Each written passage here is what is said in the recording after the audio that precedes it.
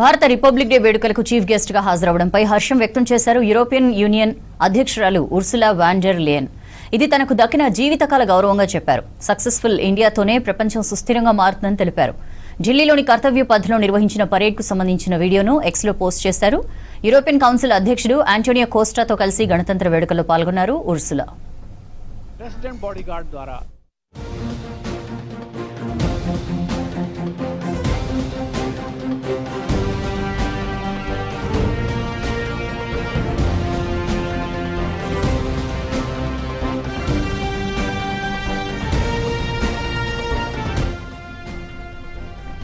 మరోవైపు భారత్ EU మధ్య స్వేచ్ఛ వాణిజ్య ఒప్పందంపై చర్చలు జరుగుతున్నాయి. రేపు యూరోపియన్ యూనియన్ నేతలతో భేటీ కానున్నారు ప్రధాని మోదీ. ఇప్పటికే చరిత్రాత్మకమైన FTA ఒప్పందం కుదుర్చుకునే దిశగా చర్చలు జరుగుతున్నట్లు దావోస్లో చెప్పారు ఉర్సులా వాన్ డెర్ లేయన్.